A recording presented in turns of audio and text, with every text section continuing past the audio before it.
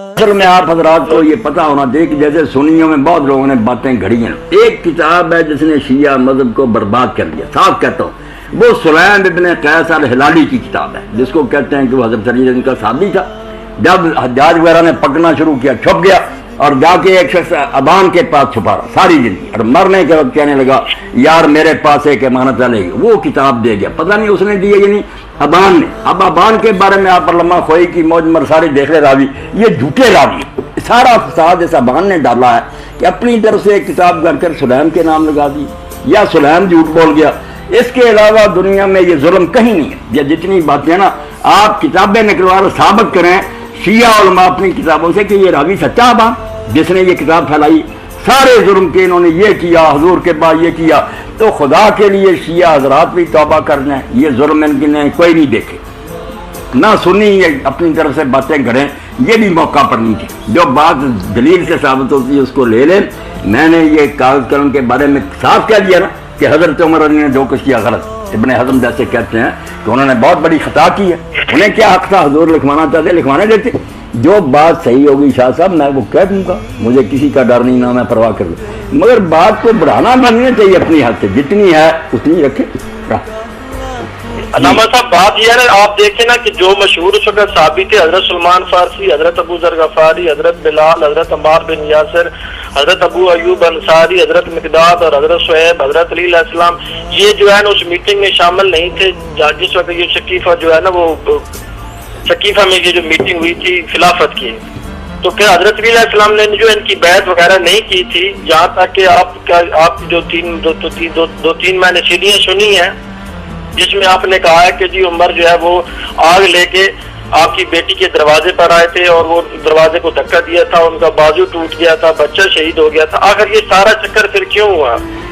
یہ شاہ صاحب آپ نے اچھا کیا, میری بات کو دنیا میں بہت شیعہ حضرات نے بگاڑا, سنی میرے خلاف فتویٰ آپ تیار کر رہے ہیں. حالانکہ میں نے جب یہ بات بیان کی اس کا سیاق اور تھا, میں نے یہ نہیں کہا تھا کیسا ہوا, نہ میں اس کا قائل ہوں. اگر ہوا ہوتا سلیم بن قیس جس کا میں دیکھا اس کی جھوٹی کتاب کے علاوہ یہ باتیں ہوتی تو میں حضرت عمر کو حضرت عمر کیوں کہتا, میں آپ سے پہلے بڑھ کر اس کو برا بلا کہتا. یہ سارے قصے کہ دروازہ توڑا گیا, آگ لگائی گئی پیٹ پر, یہ جعلی لوگوں کی روایتیں, شیعوں کی بھی میں نے دیکھ لی, ان کے بھی کوئی اس کے معتبر راوی نہیں, بنائی ہوئی بات ہے, ایسا کوئی قصہ نہیں ہوا. اور جو میٹنگ کی آپ بات کریں, میٹنگ تو کسی نے بلائی نہیں. حضرت ابوبکر عمر نے کوئی کٹ کیا ہوتا خلافت کے لیے تو ضرور ان کو بھی بلاتے. ہنگامی حالات ایسے پیدا ہو گئے کہ لوگ سارے حضور کے کفن رسموں میں لگے ہوئے تھے. آپ وہاں سقیفہ بنی ساعدہ میں انصار جمع تھے, کوئی وہ بھی سازش نہیں تھی, وہ سردار سے حضرت صاحب مدینے والے اکٹھے تھے کہ حضور کا انتقال ہوگا, صدمے سے بیٹھے تھے. وہاں یہ بات چھڑ گئی اور چھڑنی فطری تھی کہ حضور کے بعد اب کیا انتظام ہوگا, اور شاید کوئی منافق بھی گھس گیا ہو کہ خانہ جنگی کرا دیں. وہاں بات چل گئی کہ مدینے والوں سے زیادہ حق کس کا ہے, ان کا شاعر ہے, انہوں نے حضور کا ساتھ, باتیں بھی ٹھیک تھی. ساتھ بن عبادہ سے زیادہ قابل کون ہے, اس کے حق میں ہوگا. حضرت ابوبکر عمر نے کوئی میٹنگ نہیں بلائی, انہیں تو خبر ملی کہ وہاں یہ اکٹھا ہے. انہوں نے پہلے کہا بھی, یہ شاہ صاحب روایتیں دیکھ لیں کہ یا کام کر یار, ہم حضور کے کفن دفن میں مشغول ہیں, کیا تو آوازیں دیتا. اس نے کہا نکل آؤ, کفن دفن سے پہلے خانہ جنگی ہو جائے گی. جب گئے تو گرما گرمی, وہ لوگ کہہ رہے تھے اگر ہماری خلاف نہ مانے شہر سے نکالو, انہیں جنگ برپا ہو جائے گی. بڑی مشکل سے قابو پایا. اور حضرت عمر خود کہتے ہیں کہ جو ابو بکر کی بیعت کی طرح بیعت کرے کہ مشورہ نہ مسلمان, اس کی گردن اڑا دو. وہ ہم حضرت عمر کہتے ہیں حالات ایسے بن گئے کہ اگر ہم وہاں طے کر کے نہ اٹھتے جنگ برپا ہوگی. وہ انصار اپنے جگہ جم گئے تھے. وہ آپ ساری تقریر پڑھیں, اس کو ماحول میں دیکھیں, پتہ چلے گا کہ وہاں آگ لگ گئی تھی. یہ بیچارے کیا کرتے, میٹنگ نہیں بلائی, کوئی انہوں نے اکٹھ نہیں کیا, یہ تو وہاں اطلاع ملنے پر پہنچے. اور حضرت امیر المومنین کے بارے میں جو نا کہ ان کو پکڑ کر لے گئے, گلے میں رسا, وہ سب شاہ صاحب میرے علم میں. میں نے اس تقریر میں صرف وہاں شیعہ سنی بریلوی سارے جمع تھے. اب اہل حدیث اور دوسرے بھی اس کو غلط رنگ دے رہے ہیں. میں نے کب کہا یہ باتیں ٹھیک ہے, صرف میں نے وہاں یہ سمجھانے کے لیے, ناظم حلقہ نے کٹ کیا تھا وہاں, اگر میں کہتا یہ باتیں غلط ہیں, شیعہ کہتے یہ صلح کے لیے بلایا, ہماری باتوں غلط. وہاں یہی صرف سمجھانا تھا کہ شیعوں کو بھی برا نہ کرو, نہ انہیں قتل کرو. انہوں نے بیچاروں نے جو سنی ہے نا, سچی یا یہ جھوٹی, وہ یہ ہیں باتیں ان کی طرف سے بیان کی تھی. اور کہا تھا کہ جن بیچاروں نے بچپن سے یہ سنی اور کتابوں میں پڑھتے آتے وہ لعنت نہ کرے تو اور کیا, یہ بات تھی ان کی طرف سے.